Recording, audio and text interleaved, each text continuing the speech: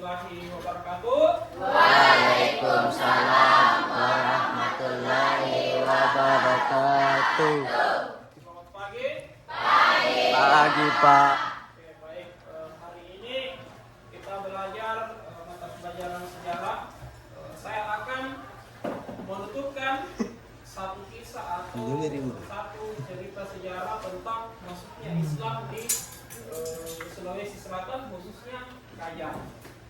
Nah, kemudian pada awal abad ke-17 di Sulawesi Selatan ada satu pertemuan antar beberapa kerajaan, terutama di kerajaan Teluk Becoe. Teluk Becoe itu termasuk kerajaan Goa atau Kalok, kemudian yang kedua kerajaan Luwu, dan yang ketiga adalah kerajaan Bone. Nah, dari hasil pertemuan ketiga kerajaan ini itu kemudian mengundang kerajaan-kerajaan kecil. Kemudian hasil dari pertemuan tersebut itu kemudian menyepakati atau menghasilkan satu perjanjian yang disebut dengan istilah MOU atau Memorandum of Understanding. Jadi isi dari Memorandum of Understanding ini adalah barang siapa satu kerajaan menemukan satu cahaya atau satu jalan kebajikan tentang keselamatan dunia akhirat, maka dia wajib menyampaikan cahaya tersebut kepada kerajaan yang lain. Nah, kemudian pada awal abad ke-17 Sulawesi Selatan ini kemudian kedatangan 3 orang datuk yang berada atau yang berasal dari kerajaan Minangkabau. Nah, ketiga datuk ini, yang pertama adalah Datuk Sulaiman yang tinggal di Palopo atau Luwu, kemudian yang kedua Datuk Dibandang, dan yang ketiga Datuk Tiro yang ada di Bulukumba. Datuk Luwu ini atau Datuk Sulaiman yang bergelar Datuk Fatimah tinggal di Palopo, kemudian dia menyebarkan Islam di sana. Nah, buktinya dia mendirikan sebuah masjid di kota Palopo pada tahun 1605. Kemudian datuk yang kedua, dia berasal dari Minangkabau juga, meneruskan perjalanan setelah mengantar Datuk Tiro singgah di kerajaan Luwu itu. Kemudian dia meneruskan perjalanannya ke kota Makassar, maka dia juga diberi gelar dengan gelar yang bernama Datuk Ribandang karena dia dimakamkan di salah satu tempat yang bernama makam Ribandang namanya. Nah, kemudian yang ketiga Datuk Tiro. Datuk Tiro ini meneruskan juga perjalanannya mengantar dari Luwu kemudian sampai di Makassar dan meneruskan ke Bulukumba. Nah, Datuk Tiro ini adalah tokoh sentral penyebaran Islam di Bulukumba, khususnya di Bulukumba. Kenapa diberi gelar Datuk Tiro? Karena dia dimakamkan di Tiro.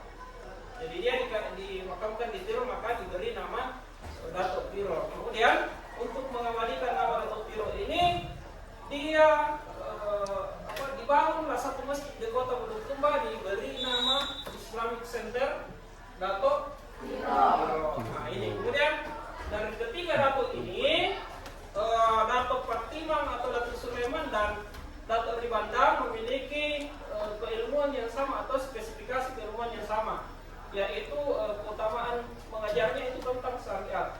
Kalau Datuk Tiro, kelebihannya dia adalah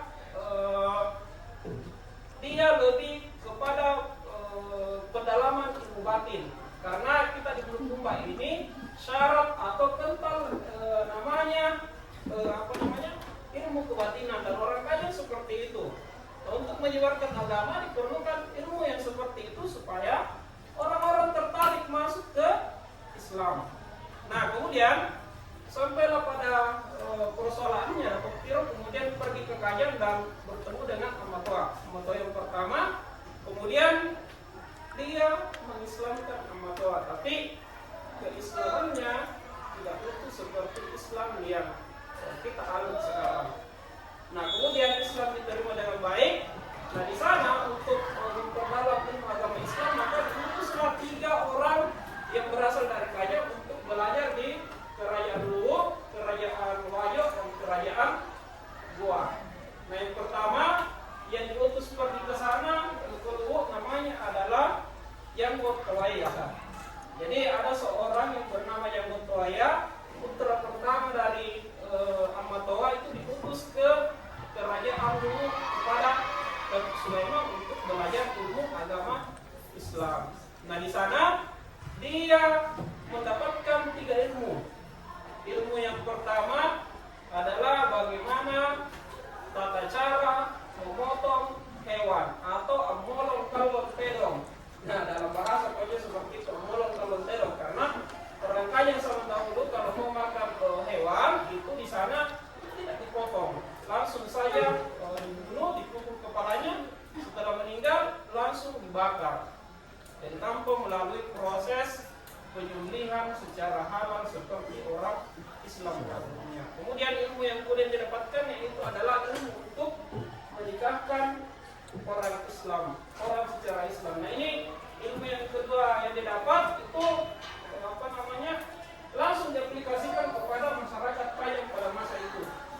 Nah kemudian berikutnya ilmu yang dia dapatkan yang ketiga yang terakhir adalah ilmu mendoakan orang yang meninggal atau kacakukan tahu namanya.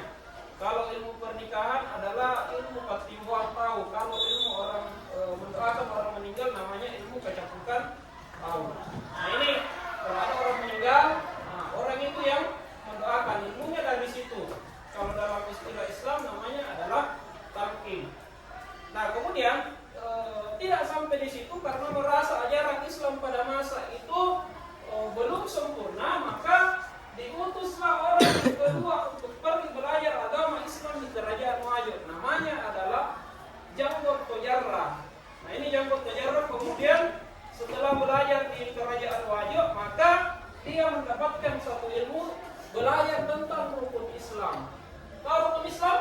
Tahu. Ada berapa rukun Islam? 5. 1 mengucapkan syahadat. Yang kedua mendirikan salat. 3 berpuasa. 4 mengeluarkan zakat, dan yang kelima adalah nah setelah mendapatkan ilmu ini maka Janggot Tojarrah kembali dari Wajo untuk pergi ke Kajang. Nah kemudian ternyata ilmu yang didapatkan Janggot Tojarrah ini tidak bisa diaplikasikan dalam masyarakat adat Kajang atau ilalang imbaya, karena Kajang itu ada 2, satu ilalang imbaya dan yang kedua di luar dari ilalang imbaya. Kalau ilalang imbaya ini adalah beberapa dusun yang memang kepercayaannya kental yang akan namanya kepercayaan terhadap agama Patutu. Kalau yang di luar ini dia yang menjalankan syariat agama Islam sesuai dengan Al-Quran dan Hadis. Nah, kemudian ajaran dari Janggot Tojarrah ini ditolak di dalam imbaya, kemudian diperbolehkan untuk disebarkan di luar, tapi dalam tidak boleh. Jadi kemudian yang ketiga utusan yang ketiga. Utusan yang ketiga ini kemudian diutus untuk pergi belajar agama Islam di kerajaan Goa. Kemudian dalam pembelajarannya ini kemudian ajaran yang didapatkan itu sama dengan ajaran Tojarrah. Kemudian setelah kembali ternyata ajarannya juga tidak diterima dalam imbaya. Kemudian yang hanya boleh melaksanakan ajaran yang ketiga ini dan yang kedua itu masyarakat yang berada di luar dari kawasan dalam imbaya itu sendiri. Nah kemudian dari sini kita bisa tarik kesimpulan bahwa Datuk Iro sebagai penyebar agama Islam yang pertama di Bulukumba, khususnya yang pergi ke Kajang, itu ajaran Islam yang dibawa itu belum sempurna. Dan sempurna ketika ketiga orang yang tadi yang disebutkan ini pergi belajar ke luar daerah, kemudian kembali ke daerahnya untuk menyebarkan Islam secara umum.